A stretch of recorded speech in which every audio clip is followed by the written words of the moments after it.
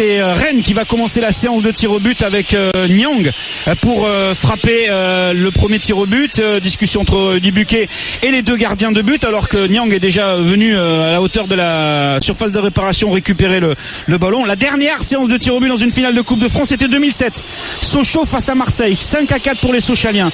Dernière séance de tir au but dans une finale de Coupe nationale pour le PSG, 98. C'était la Coupe de la Ligue, 2 partout, 4-2 pour le PSG. Nyang face à Areola pour le premier tir au but de cette finale de la Coupe de France entre Rennes et le Paris Saint-Germain. Rudy Buquet qui se retourne vers le quatrième arbitre avec... Tu as raison Jean-Michel, c'est ce que tu as dit. Pardon ? Si une équipe a plus de joueurs qu'une autre à la fin de la prolongation, son capitaine désigne un ou plusieurs joueurs qui ne participeront pas à l'épreuve des tirs au but. J'ai bien fait de poser la question, voilà. On a la réponse. Et par contre, Rudy Buquet avec le quatrième arbitre, avec le speaker, demande à ce qu'on stoppe les lasers. C'est pas très malin, mais il y a des lasers apparemment qui partent du virage sud du Stade de France vers le tireur, en l'occurrence Nyang. Nyang face à Areola. Areola sur sa ligne, les bras écartés. Nyang qui s'élance, contre-pied parfait. 1-0 pour Rennes. Et on vous rappelle, la séance de tir au but qui démarre dans cette finale de Coupe de France entre Rennes et le PSG, 2-2 après la prolongation. 1-0 pour le Stade Rennais pour l'instant dans cette séance de tir au but, en attendant le premier tireur du Paris Saint-Germain. C'est Cavani qui va être le premier tireur du Paris Saint-Germain. Cavani qui va s'élancer pour le premier tireur du PSG. Le Stade Rennais déjà en séance de tir au but en 32e de finale face à Brest, 2 partout. Victoire 5-4. Cavani face à Koubek, même attitude pour Koubek. Areola, Cavani, beaucoup d'élan, contre-pied parfait. 1 partout. 1 partout dans cette séance de tir au but donc entre le Stade Rennais et le Paris Saint-Germain. En fait, le PSG a mené 2-0 dans cette rencontre. Après 20 minutes de jeu, Hatem Ben Arfa, ancien du Paris Saint-Germain, copieusement sifflé par les supporters du Paris Saint-Germain. On rappelle, cette séance de tir au but se déroule côté virage sud du Stade de France. 1 partout. Nyang et Cavani ont réussi leur tir au but. Hatem Ben Arfa, le gaucher, face à Areola. Changement d'attitude. Il bouge devant sa ligne. Des petits sauts. 3 pas d'élan. Hatem Ben Arfa, contre-pied parfait. 2-1 pour Rennes face au PSG. Deuxième tireur à venir pour le Paris Saint-Germain. Dani Alves, l'auteur de la reprise de volée extraordinaire pour l'ouverture du score des Parisiens à la 13e minute sur le corner de Neymar. Dani Alves face à Koubek. Koubek qui avait envie d'aller chercher ce ballon pour un petit peu d'intox sur Dani Alves. L'arbitre est intervenu, Rudy Buquet. Et Dani Alves qui se présente face à Koubek. Dani Alves face à Koubek. Toujours la même attitude pour Koubek. Bien campé sur ses appuis, sur ses genoux. 3 petits pas sur place. 2-3 pas d'élan. Dani Alves, contre-pied. Ouf. De partout. Ouf. Pleine lunette. Grenier pour le troisième tireur. Pour l'instant, c'est du 100%.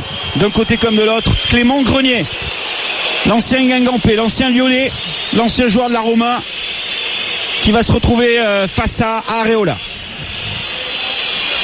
Areola qui est venu presque à la rencontre de Grenier, à la hauteur du point de pénalty, en discussion avec Rudy Buquet. Clément Grenier ne l'a même pas capté. Et Areola va prendre place dans son but. Clément Grenier a déjà effectué ses pas de recul face à Areola. Coup de sifflet de Rudy Buquet. Grenier face à Areola. Contre-pied parfait au ras du sol. 3-2 pour les Rennais face au Paris Saint-Germain. Le troisième tireur parisien. Ils ont un tir d'avance. Paredes.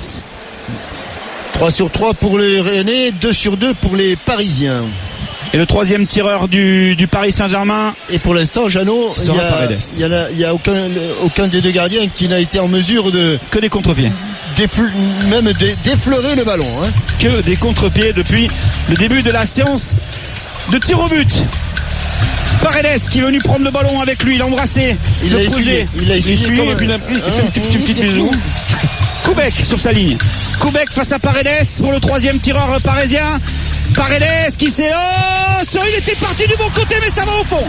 3 partout. Koubek était parti du bon côté. 3 partout, 100% pour les Rennais et les Parisiens. Ah oui. Passe pas loin, Koubek. Léa Siliki. 4e tireur du Stade Rennais, Léa Siliki.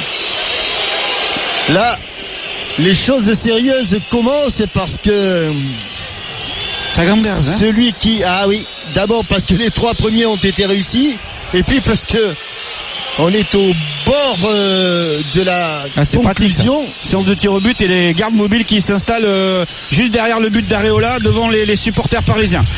Léa Siliki passe un peu pour la concentration, le pied gauche de Léa Siliki face à Areola. Léa Siliki, contre-pied parfait. 4-3 pour Rennes face au Paris Saint-Germain. 4 tireurs pour les Rennais, 3 tireurs pour les Parisiens. Bernat à venir. Alors que Grenier est venu applaudir et à la rencontre de Léa Siliki, Marquinhos, lui le capitaine, pensait que c'était une tentative d'influence sur Bernat, de mauvaise influence sur Bernat, qui lui ne s'en est pas occupé. Il est allé prendre le ballon, récupérer le ballon et le poser sur le point de pénalty. Bernat face à Koubek. Et là, comme disait Jean-Michel, on rentre dans les choses sérieuses. Si Bernat qui s'élance, Bernat, contre-pied parfait là aussi. Voilà. 4 partout. On n'est pas couché. 4 partout. C'est du 100%. Oh, peut-être, parce que Ben Sebaini. Oui, si là il rate et que là, on est déjà dans la première balle de match. Ouais. Ben Sebaini, 5e et dernier tireur de la première série, s'il devait y en avoir une autre, avant la mort subite des joueurs du Stade Rennais.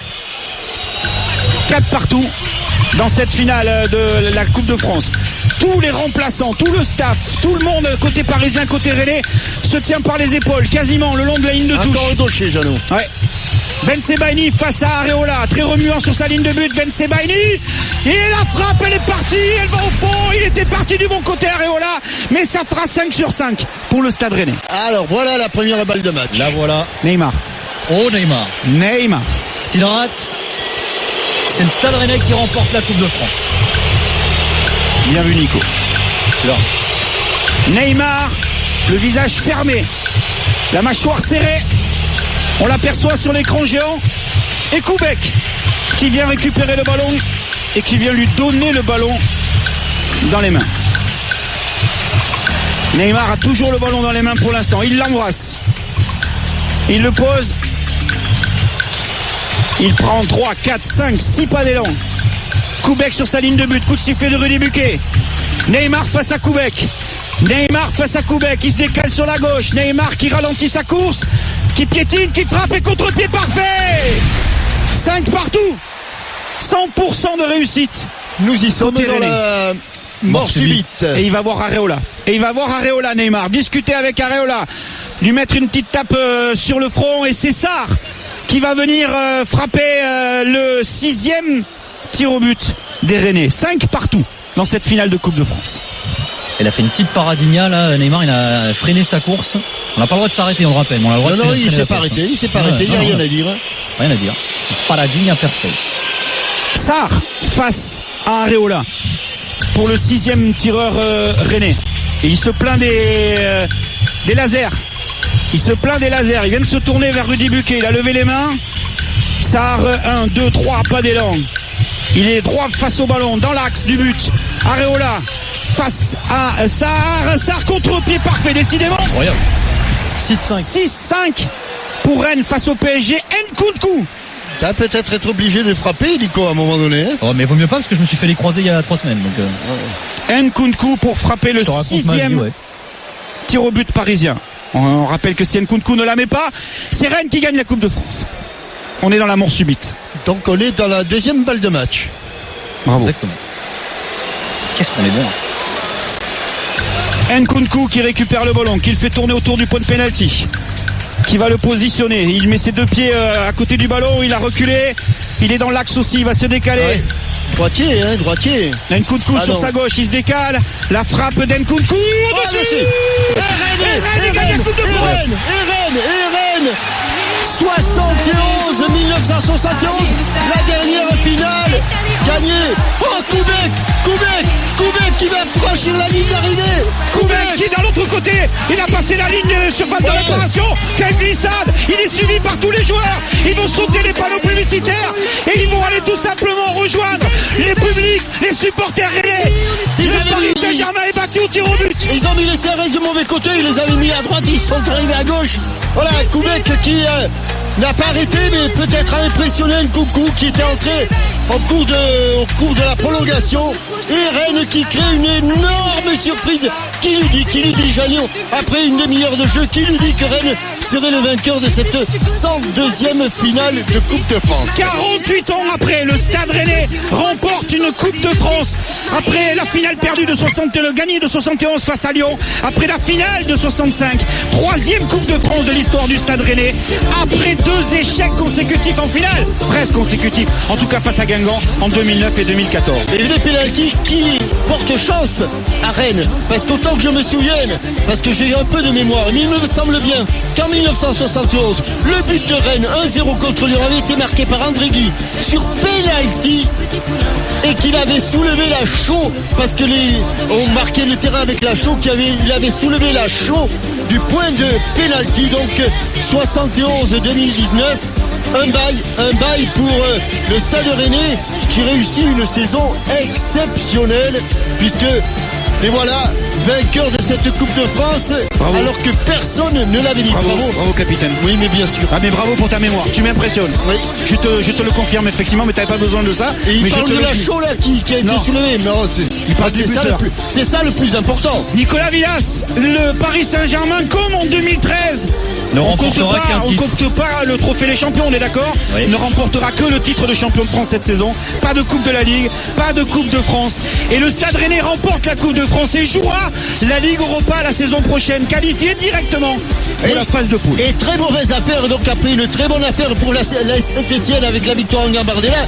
Très mauvaise affaire pour la Saint-Etienne qui est obligé maintenant de batailler, mais on reste sur le factuel, on reste sur cette victoire du Stade Rennais, on reste sur les pleurs de Hatem Ben Arfa avec Julien Stéphan et avec Olivier Létang et avec Olivier Létang, le président, le capitaine Benjamin André qui va avoir l'immense honneur, ça c'est un honneur, d'aller chercher la Coupe de France. Pendant ce temps-là, les Parisiens vont se rapprocher de leur public dans le virage sud pour les saluer une dernière fois.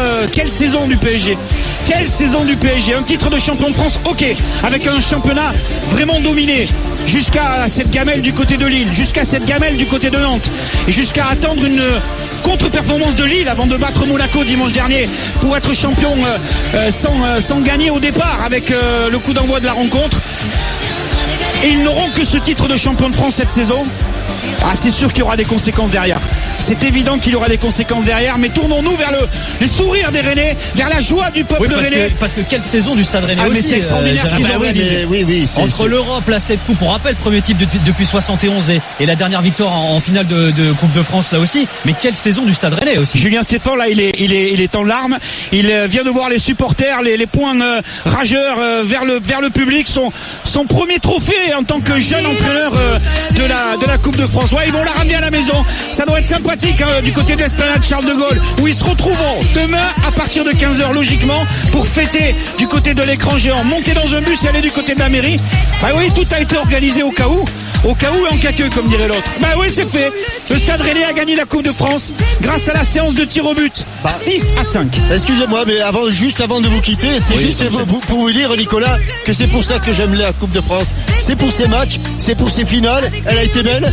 Il y a eu 4 buts. Il y a eu une séance de tir au but magnifique. Il a fallu qu'on arrive au 6e ou au 7e? 6e. Au 6e.